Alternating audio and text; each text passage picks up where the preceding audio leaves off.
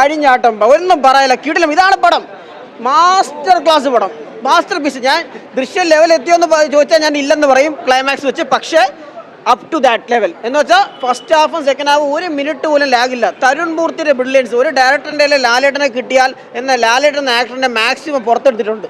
ലാലേട്ടൻ്റെ ഓരോ ബോഡി പാർട്ടും അനങ്ങാണ്. എന്ന് വെച്ചാൽ ആ എക്സ്പ്രഷൻ ഓരോന്നിലും നമ്മൾ അങ്ങ് രോമാഞ്ചം വരുന്ന ഒരുപാട് സീൻസ്, ഹൈലി ഇമോഷണലുണ്ട്, നല്ല സോങ്സ് ഉണ്ട്. ഒരുപാട് നാളിന് ശേഷം ഈ റാപ്പും ഇതൊക്കെ അല്ലാതെ ഒരു നൈസ് സോങ്ങുകൾ വരുന്ന ഒരു പടം വന്നു, അത് നന്നായിട്ടുണ്ട്.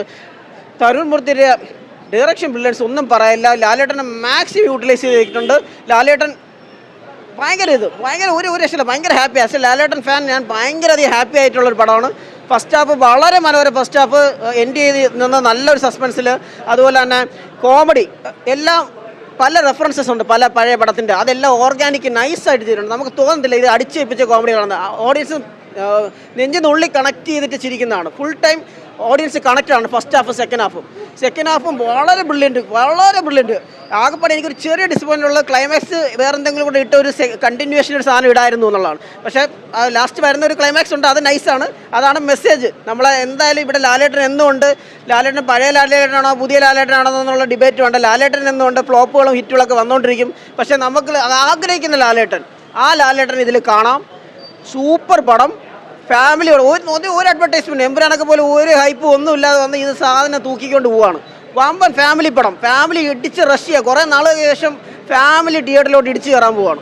കിടിലം പടം. എല്ലാ രീതിയിലാണ് ലാലേട്ടൻ യൂട്ടിലൈസ് ചെയ്യുന്നത്. ഈ ത്രെഡ് ഭയങ്കര സ്ക്രിപ്റ്റ്, ഭയങ്കര വലിയ ത്രെഡ് എന്നൊന്നുമല്ല പറയണ്ട. പക്ഷേ ആ നിൽക്കുന്ന ത്രെഡിൽ ഈ പടത്തിനെ സൂപ്പറായി ചെയ്തിട്ടുണ്ട്.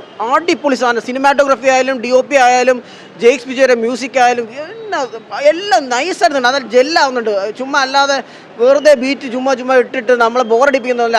ആ സിറ്റുവേഷൻ അനുസരിച്ചുള്ള സാധനമുണ്ട്. അതുപോലെ വില്ലനായിട്ട് വരുന്ന ജോർജ് സാറിൻ്റെ പോലീസ് പുള്ളി മറ്റേ എത്രയെങ്കിലും കാലം ശേഷമാണ് ലാലേട്ടൻ്റെ അടിച്ചു നിൽക്കുന്ന ഒരു പക്ക സെറ്റ് വില്ലനെ കാണുന്നത്. പുള്ളി കിഡിലനായിട്ട് പെർഫോം ചെയ്തിട്ടുണ്ട്. അതുപോലെ ബിനു സപ്പോർട്ടിംഗ് ആയിട്ട് പോലീസ് ഓഫീസർ, അതും പുള്ളി ചെയ്തിട്ടുണ്ട്. ഫഹദിൻ്റെ അനിയൻ പുള്ളിയും വളരെ നൈസായിട്ട് ചെയ്തിട്ടുണ്ട്. പിന്നെ നമ്മളെ എവർഗ്രീൻ കോംബോ, ശോഭന ലാലേട്ടൻ കോംബോ സൂപ്പറായിട്ടുണ്ട്. അതും ഭയങ്കര മനോഹരമായിട്ട് ഒരുപാട് കോമഡി സീക്വൻസ് ഫസ്റ്റ് ഹാഫിലുണ്ട്. സെക്കൻഡ് ഹാഫിൽ കുറച്ച് സീക്വൻസിൽ ശോഭനയുടെ ഒരു ക്ലോസപ്പ് കാര്യങ്ങളൊക്കെ വരുന്നുണ്ട്. അതൊക്കെ വളരെ സൂപ്പറായിട്ടുണ്ട് സാധനം. മൊത്തത്തിൽ മസ്റ്റ് വാച്ച് തിയേറ്റർ. ആരും മിസ് ചെയ്യേണ്ട. ഇതിനിപ്പോൾ ആരും പറയണ്ട, ആർക്കും വലിയ ഒരു നെഗറ്റീവായിട്ടുള്ള അഭിപ്രായം വരാനുള്ള ഒരു സാധനവും ഇല്ല. ഇനി ദൃശ്യമായി കമ്പയർ ചെയ്ത് മാത്രം വേണമെങ്കിൽ ചിലപ്പോൾ അത്ര എത്തിയില്ലെന്നൊക്കെ വേണമെങ്കിൽ പറയാമെന്നുള്ളതേ ഉള്ളൂ.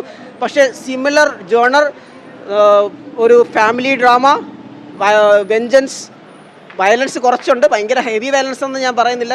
ചില റിവ്യൂസിലെ ഹെവിയൊക്കെ പറഞ്ഞ് അത്ര ഹെവി അല്ല, ഉണ്ട്, വയലൻസ് ഉണ്ട്.